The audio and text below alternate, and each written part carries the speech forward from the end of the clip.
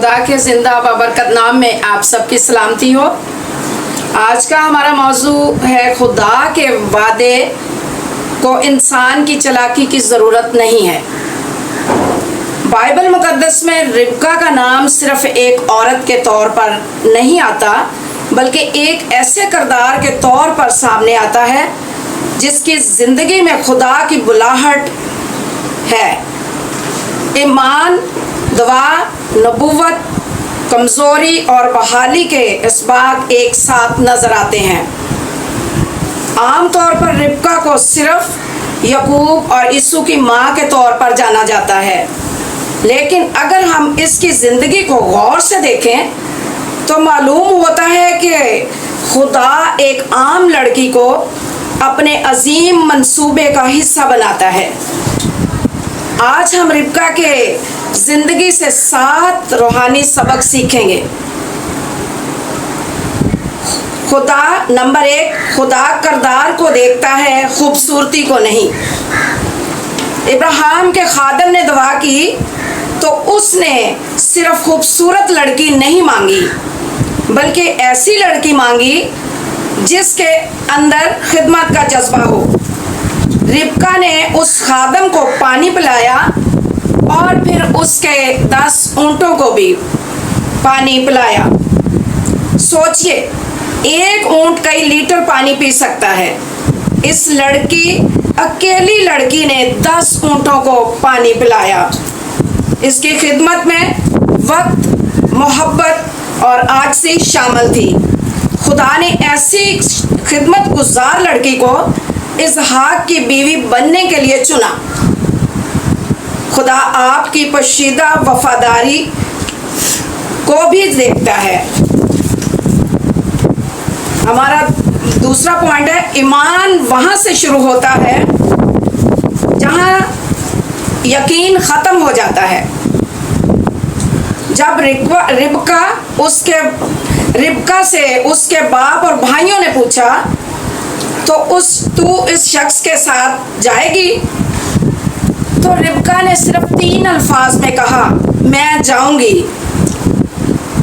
रिबका ने ना रास्ता देखा था, ना ही अपने शौहर इसहाक को देखा था और ना ही अपने मुस्तकबिल को देखा था। सिर्फ खुदा की रहनुमाई पर कदम बढ़ाया। कभी कभी खुदा भी हमें पूरी तस्वीर नहीं दिखाता, सिर्फ कदम दिखाता है।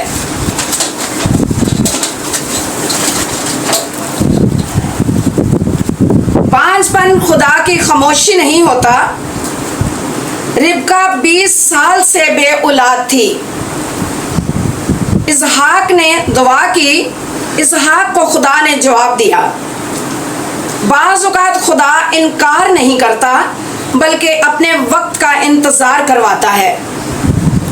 अगर आपकी दुआ का जवाब देर से मिल रहा है तो ये ज़रूरी नहीं कि खुदा आपको भूल गया है।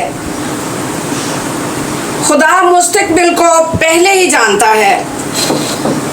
रिबका के अभी बच्चे पैदा नहीं हुए थे कि खुदा ने फरमाया, बड़ा छोटे की खिदमत करेगा।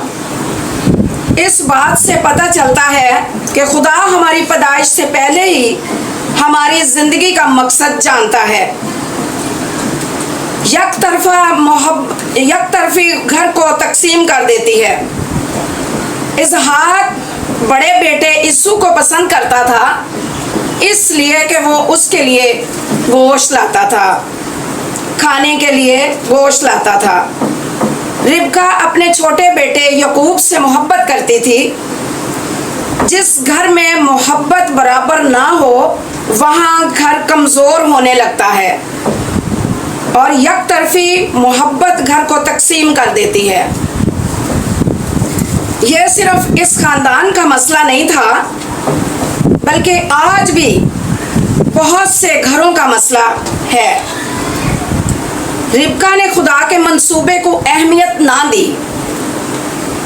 रिबका जानती थी कि खुदा ने पहले ही फरमाया था कि बड़ा छोटे की खिदमत करेगा, मगर रिबका ने खुदा के वादे का इंतज़ार ना किया और रिबका ने याकूब को गलत तरीके से इसहाक से बरकत दिला दी। खुदा के वादे पूरे होते हैं, मगर खुदा के काम को चालाकी से आगे बढ़ने की कोशिश नुकसान पहुंचा सकती है। खुदा को अपने वक्त और तरीके से काम करने देना चाहिए। रिबका की जिंदगी हमें ईमान और हिकमत का तवाज़ुन सिखाती है। रिबका ने चालाकी से याकूब को बरकत तो दिलवा दी, लेकिन अपने बेटे याकूब का जानी दुश्मन बन गया, अपने भाई याकूब का जानी दुश्मन बन गया। रिबका ने याकूब की जान बचाने के लिए उसे अपने मामू के पास भेज दिया। इस फैसले ने याकूब की जान तो बचा दी, लेकिन रिबका ने दोबारा अपने प्यारे बेटे याकूब को नहीं देख सकी। यह वाक़या हमें सिखाता है कि गलत तरीक़ों से के नताइज भी कभी कभी बहुत देर तक साथ रहते हैं, लेकिन खुदा अपनी रहमत से अपने मंसूबों को फिर भी पूरा करता है। आज का हासिल कलाम हमारे लिए ये है, रिबका की ज़िंदगी हमें सिखाती है कि खुदा आम लोगों को भी अपने अजीम मंसूबा के लिए चुनता है। रिबका की खिदमत का जज्बा, ईमान और फरमाबरदारी काबिल कदर हैं, लेकिन इसकी ज़िंदगी ये भी सिखाती है कि अच्छा मकसद हासिल करने के लिए गलत तरीका इख्तियार नहीं करना चाहिए। हमें धोखे से या इंसानी चालाकी पर नहीं, बल्कि खुदा पर भरोसा करना चाहिए। वालिदैन को औलाद के दरमियान जानबदारी से बचना चाहिए। गलत फैसलों के नताइज पूरी ज़िंदगी पर असर अंदाज हो सकते हैं, लेकिन खुदा फिर भी अपने मंसूबे को पूरा करता है। खुदा आपको बरकत दे। आमीन।